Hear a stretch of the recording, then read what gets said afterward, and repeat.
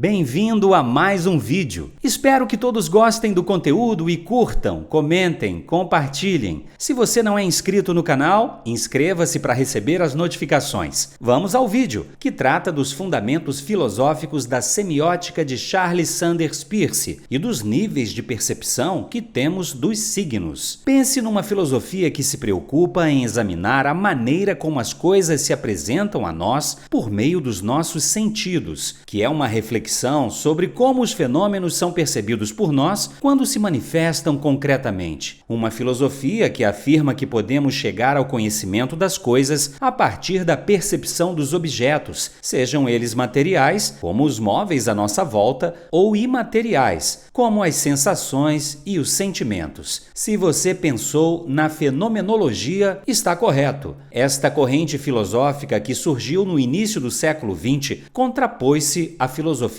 clássica de Platão e ao racionalismo da Idade Moderna, que dão prioridade ao mundo das ideias ou das essências, onde estaria o sentido real e adequado de todas as coisas, as formas elementares que servem de modelo para o mundo sensível em que vivemos. Em vez de priorizar a contemplação das ideias, que exige bastante uso da razão, a fenomenologia é uma teoria do conhecimento que pretende compreender os fenômenos tal como eles se apresentam e como cada um de nós percebe e sente tais fenômenos antes de interpretá-los racionalmente. Para a fenomenologia, a essência está na existência, na facticidade das coisas. Esses princípios da fenomenologia são os mesmos da teoria do signo de Charles Sanders Peirce. Ele afirma que para compreendermos como se dá a dinâmica da formação de sentidos ou de significados em nossas mentes, devemos reconhecer os objetos por meio das qualidades ou propriedades que os definem e deixar de lado ideias e conceitos já construídos a respeito dos objetos. Um exemplo: o olhar fenomenológico não percebe uma ovelha como um animal que tem uma classificação zoológica, que nos fornece lã para a fabricação de roupas e a carne e o leite para a alimentação. A fenomenologia quer entender como percebemos o animal, a sensação que temos dele ao contemplarmos suas formas, cores, texturas,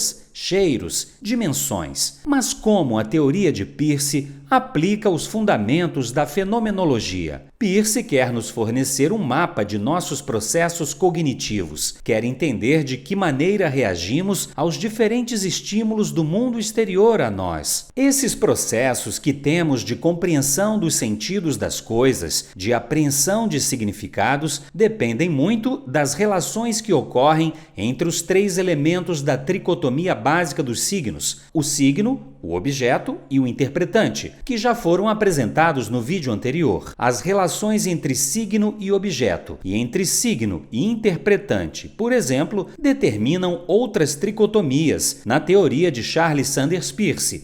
Ele afirma que nossa percepção do mundo é feita por camadas ou em níveis, e as tricotomias são categorias que nos fazem compreender esses níveis de percepção. Vamos examinar um exemplo de uma relação de um signo com seu objeto, levando em conta a segunda tricotomia de Peirce, as categorias primeiridade, secundidade e terceiridade. Num primeiro nível de apreensão do signo, percebemos algumas qualidades do objeto, como as cores ou as formas. Teremos aí uma relação de primeiridade entre o signo e seu objeto. Neste caso, o signo que apreendemos é chamado de qualisigno. Num segundo nível de percepção, percebemos as coisas por uma parte delas, ou por uma relação de causa e efeito. Como exemplos, um desenho que se parece com um objeto ou que pode substituí-lo, um trovão, que é a consequência de um raio, uma pegada, que é um efeito da caminhada de alguém,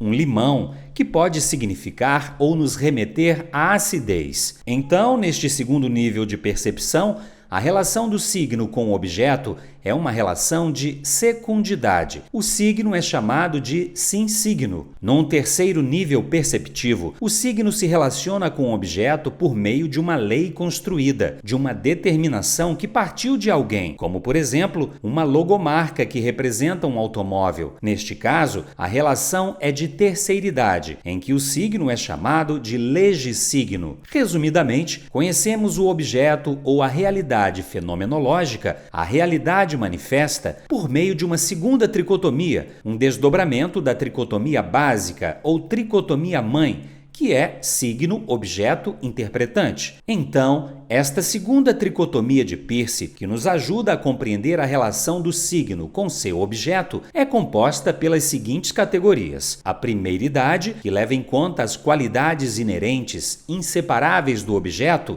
como a cor e as formas; a secundidade, que ocorre quando há uma relação de substituição, quando o signo se baseia inteiramente no objeto e se parece com ele, ou numa relação de causa e efeito, ou de forma e conteúdo; e a terceiridade, que se dá quando uma lei, uma norma ou determinação de alguém é que impõe a relação signo-objeto, em que o signo passa a representar o objeto.